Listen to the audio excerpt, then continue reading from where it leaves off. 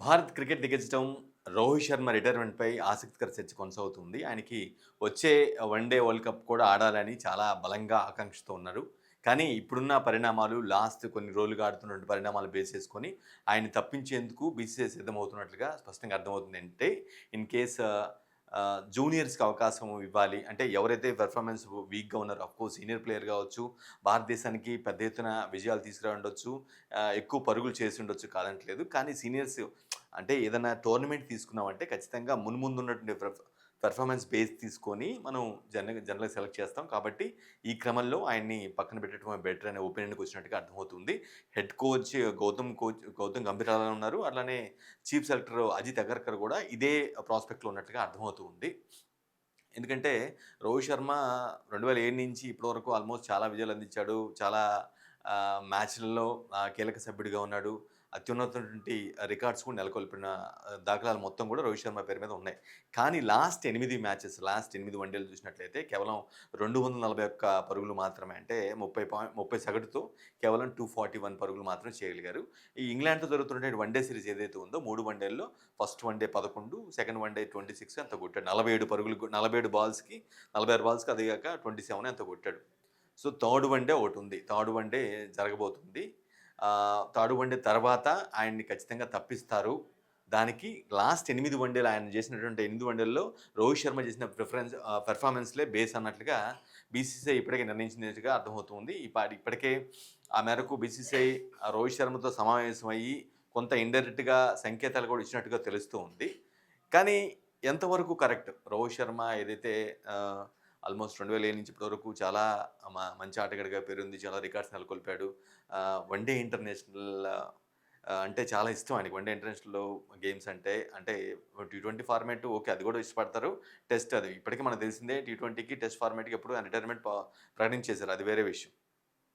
కానీ one day తనకిష్టమైనటువంటి one day international ఖచ్చితంగా ఆడాలి. పర్టిక్యులర్‌గా మరో వరల్డ్ కప్‌లో ఆడాలి అని చాలా ఆకాంక్షతో ఉన్నాడు రోహిత్ శర్మ. కానీ ఆ పరిస్థితులు బీసీసీ పరిధిలో లేనట్టుగా అర్థమవుతుంది. జూనియర్స్ అంటే పెర్ఫార్మెన్స్ బేస్ చేసుకొని ఈయనకంటే జూనియర్ బెటరు.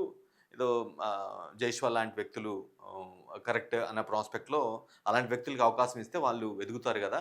అతను లాస్ట్ 3 ఇన్నింగ్స్‌లో దరిదాపు 2 సెంచరీలు చేశాడు కాబట్టి జైస్వాల్‌కి ఇస్తే బెటరు. అంటే ఇన్ కేస్ ఒక ఎగ్జాంపుల్‌గా చెప్తాను. జైష్వాల్ అనేది ఒక ఎగ్జాంపుల్‌గా చెప్తూ ఉన్నాను. సో, అలా జూనియర్స్‌కి ఎంకరేజ్ ఇవ్వచ్చు. ఎవరైతే సీనియర్ అయినప్పుడు కూడా పెర్ఫార్మెన్స్ డల్‌గా ఉన్నటువంటి వ్యక్తులు పక్కన పెడదాము అనే ఒక ప్రాస్పెక్ట్ నడుస్తుంది. కానీ ఎంతవరకు కరెక్ట్ ఈ నిర్ణయం అనేది అనే దాని మీద చర్చ కొనసాగుతుంది. రోహిత్ శర్మ గావచ్చు, ఆయన ఫ్యాన్స్ కావచ్చు చాలా బలంగా అతను ఆడగలడు. థర్డ్ వన్‌డేలో కూడా ఇంగ్లాండ్‌తో జరుగుతున్నటువంటి మూడో వన్‌డేలో కూడా ఖచ్చితంగా ఆయన ఆయన కమ్‌బ్యాక్ అవుతారు. దాన్ని కేవలం ఆ మూడో వన్‌డేని బేస్ చేసుకొని లాస్ట్ 8 వన్‌డేలు బేస్ చేసుకొని మీరు ఆ విధంగా అలా చేయటం సరికాదని రోహిత్ శర్మ కావచ్చు, ఆయన ఫ్యాన్స్ కావచ్చు పెద్ద ఎత్తున చెప్తున్నారు. కానీ వీళ్ళు మాత్రం ఎట్టి పరిస్థితిలో వినే పరిస్థితి కనిపించట్లేదు. కానీ రికార్డ్స్ మాత్రం చాలా అంటే చాలా ఉన్నాయి. అసలు వన్‌డేల్లో అత్యధిక పరుగులు 264 పరుగులు వన్‌డేస్‌లో. టాపర్ ఇప్పటికి కూడా టాపరే. అంటే 3 డబుల్ సెంచరీస్ వన్‌డేస్‌లో. ఆ! 2023 వరల్డ్ కప్‌లో 10 మ్యాచ్‌లు వరుసగా గెలిపించుకొని కెప్టెన్‌గా ఫైనల్‌కెళ్ళాడు. ఆస్ట్రేలియా చేతిలో ఓడిపోవడం, అది ఫైనల్‌లో ఓడిపోవడం అది చాలా బాధాకరమైన విషయం. 2023 వరల్డ్ కప్ మనకి చరిత్రలో నిలిచిపోతుంది. చరిత్రలో నిలిచిపోయేలాగా ఆ గేమ్ ఆడారు మన టీమ్ మొత్తం గూడా. దానికి ప్రాతినిధ్యం వహించారు. మొత్తం 10 మ్యాచ్‌లు వరుసగా గెలిసి ఫైనల్‌లో ఓడిపోవడం జరిగింది. ఫైనల్‌లో ఆస్ట్రేలియా చేతిలో ఓడిపోవడంతో వరల్డ్ కప్ మిస్ అయింది. లేదంటే మన ఖాతాలో 3 వరల్డ్ కప్‌లు ఉండేవి. అట్లానే 2024 టీ20 వరల్డ్ కప్‌లు కూడా ఈయనే తీసుకొచ్చారు. ఈయన సారథ్యంలోనే వచ్చింది. కెప్టెన్‌గా ఆటగాడిగా అద్భుతమైన ప్రదర్శించి మనకి టీ20 ప్రపంచ కప్‌లు కూడా తీసుకొచ్చారు. సో, వన్ డేస్‌లో అతనికి చాలా ఇష్టం కాబట్టి వన్ డే ఫార్మాట్ అనేది. ఆ ఫార్మాట్‌లోనే నీకు విజయాలు మొత్తం కూడా టాప్ స్కోర్ కావచ్చు, 3 డబుల్ సెంచరీలు కావచ్చు.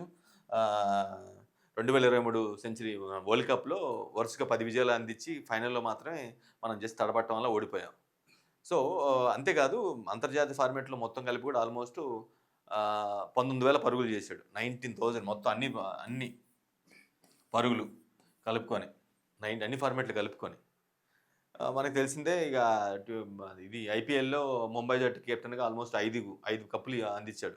అంటే అతని ఆటగాడిగా, అతని వ్యూహాలతో, అతని ఆత్మస్థైర్యంతో కావచ్చు, అతని యొక్క ఉత్సాహంతో మొత్తానికి ఒక 5 కప్స్ కూడా ముంబై ఇండియన్స్‌కి అందించారు. అంతేకాదు ఆల్మోస్టు ఆహ్, 2019 వన్‌డే కప్‌లో ఆల్మోస్ట్ 5 సెంచరీలు. 5 సెంచరీలు చేయడం అంటే మామూలు విషయం కాదు. 2019 వరల్డ్ కప్‌లో 5 సెంచరీలు చేయటం చాలా అరుదైనయి. ఈ రికార్డ్స్ మొత్తం కూడా ఇది రికార్డ్, టాప్ రికార్డే, ఇది వరల్డ్ రికార్డే, ఇది వరల్డ్ రికార్డే, ఇది కూడా వరల్డ్ రికార్డే. 2023 వన్‌డే ప్రపంచ కప్‌లో వరుసగా 10 మ్యాచ్‌లు గెలిచి ఫైనల్ వరకు వెళ్ళటం అది కూడా వరల్డ్ రికార్డ్. మరి ఏ కెప్టెన్ వల్ల అది కాలేదు.